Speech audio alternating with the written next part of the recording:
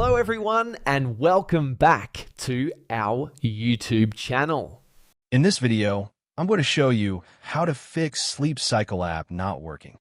First, we'll start with something very simple yet powerful.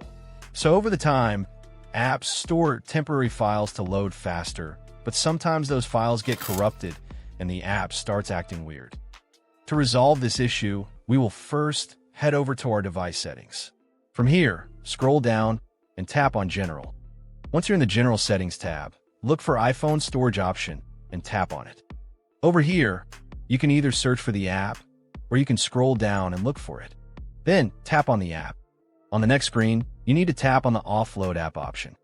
A confirmation pop-up will come up. Now tap on the Offload app option here.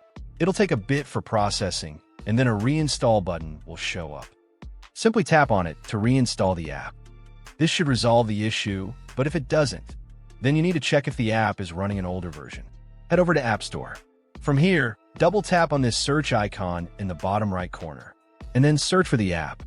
Once the app comes up in the search result, and if you see this update button right next to the app, simply tap on it to make sure you're running the latest version of the app. However, if you continue to encounter this issue, then you will need to completely reinstall the app, which usually resolves the problem. Head over to this screen the way we did before.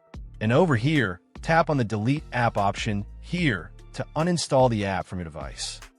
A confirmation pop-up will come up. Now tap on the Delete option here.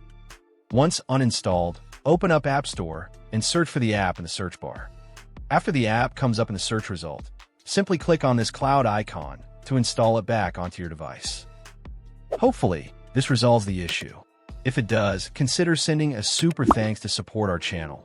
And also don't forget to hit the subscribe button. We'll see you in the next video.